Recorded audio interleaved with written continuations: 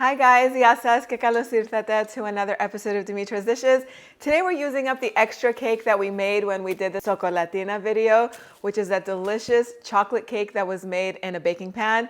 So good. If you haven't tried it, make sure you check it out because most of these recipes are going to be in there. But you guys did ask me here on Facebook, on Instagram, what to do or how to decorate the cake that's left over, the second one, because the sokolatina recipe, once you make it, you end up with two cakes. So if you have the round one, this is how you're going to use it. It's going to be a quick and easy video. It's great if you want to make it for a birthday party or if you just want to use it up and treat your family for a nice dessert. Let me show you how to do it. So we're going to need a round cake, and I made this in a 9-inch pan. If you made it in an 8-inch pan, then you're going to be able to do a 3-layer cake. But because I use a 9-inch pan and it's not thick enough, a 2-layer cake is what we're doing today. We're going to need some chocolate ganache. You're going to have some leftovers because this is too much. But anyway, too much, what is that when it comes to chocolate, right? You can use it for so many things like topping ice cream or brownies or whatever. We made some chocolate whipped cream, and all of these recipes are in that other video, so I'm not going to bore you with the steps again in this one. I have some coffee syrup and some pastry cream. I always make a double batch because we love it. Okay, so we're just going to flavor the pastry cream first. We're going to make this chocolate flavored. Now you can leave this vanilla flavored if you're more of a vanilla fan and just add some fruits to the cake and make it a fruit layered cake. It's going to be delicious. Okay, so pastry cream does tend to get a little bit thick and harder in the refrigerator. So you're just going to have to break it up a little bit with a whisk. You can do this in the mixer too, but look, it just takes a few seconds. And we're going to turn the pastry cream into a Bavarian cream, and the way we do that is we just add some of the whipped cream to it, and it just lightens it up. And I should have flavored the pastry cream first with the ganache so we don't deflate that whipped cream, but it's okay. You can make this as chocolatey as your heart desires.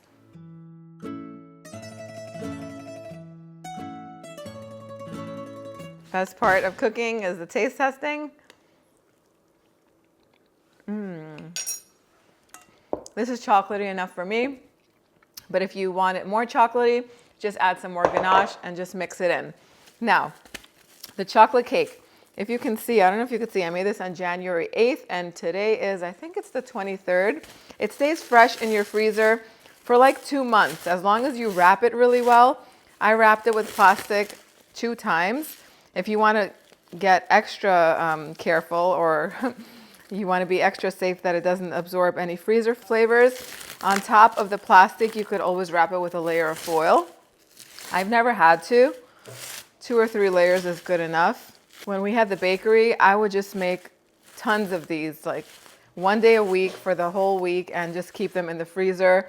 And every now and then, the cake decorators would use, the new cakes first, and I'd be left with the older cakes in the back, but they still tasted fresh even after a month or 2. Okay, so I'm just going to cut this in half. Like I said, if yours is thicker, like if you used an 8-inch cake pan or a 6-inch cake pan, you're going to be able to do 3 layers. If not, 2 layers is all you're going to get. Otherwise, it's just not going to set nicely.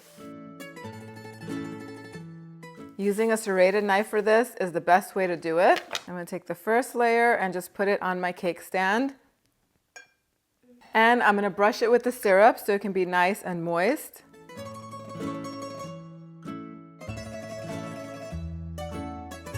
You really want to concentrate on the edges. Edges of cake tend to be much drier than the center. And before I start filling it, I'm going to fill my pastry bag. I have a pastry bag that's fitted with a large star tip. All of these links are on the blog post underneath the recipe card. I usually have links of the things that I use in the videos and to make the recipes. So that way you can at least see what they look like online. And if you decide to buy them from Amazon, that's great. Otherwise, you can go get them in a regular kitchen supply shop.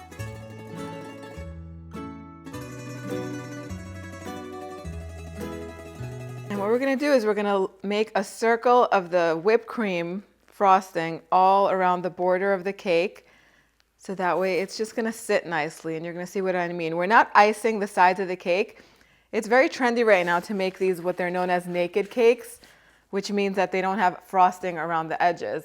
Now I'm also gonna take a little bit of the ganache and just spread it in the center, just a very thin layer, and use an offset spatula to do that. Makes it easier.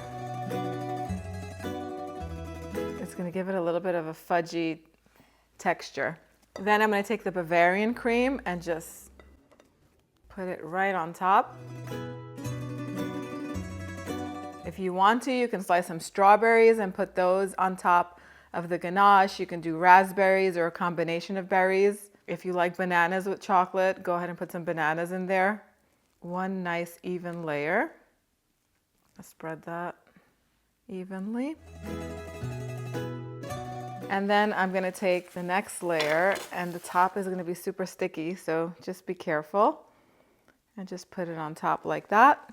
Yeah, Layla just said it's like a sandwich. It does look like a sandwich. And just clean as you go.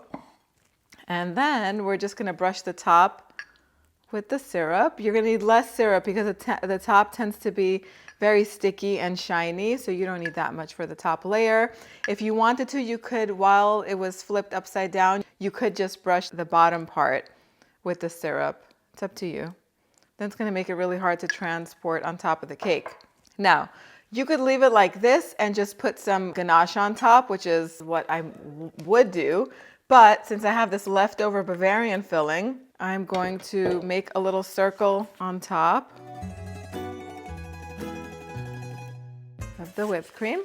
And then since we don't want this to go to waste, I'm just gonna make a little layer on top of the Bavarian cream and spread it.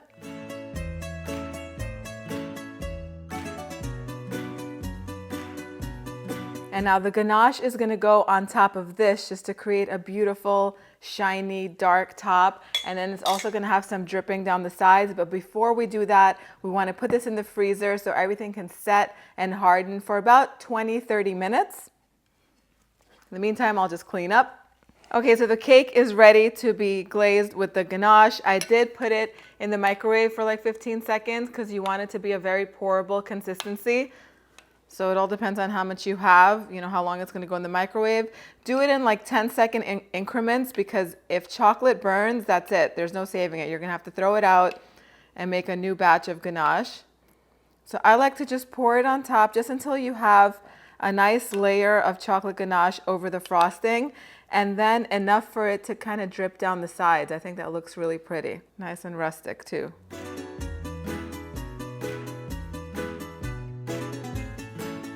Okay, and you want to let that set. If the cake is cold enough, the ganache will pretty much set at room temperature in about 10 minutes.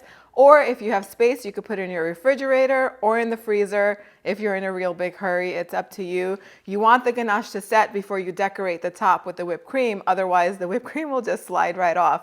Okay, so now you can use the remaining whipped cream that you have on hand. And I like to just pipe out some rosettes, just like that. But you can do little stars like we did for the sokolatina pastry.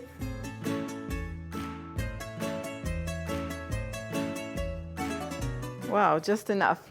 And there you have it. If you want to sprinkle some almonds on top, if you want to put some strawberries on top of that, some strawberry slices, blueberries, raspberries, some chocolate sprinkles, whatever you want, or just leave it plain, just the way it is. It's up to you. And just like that, the cake is ready. This is so beautiful to serve at a birthday party, like I said, or at a family gathering, or just for your family for a nice treat, a nice dessert. So easy to make, so delicious. It is time for the taste test.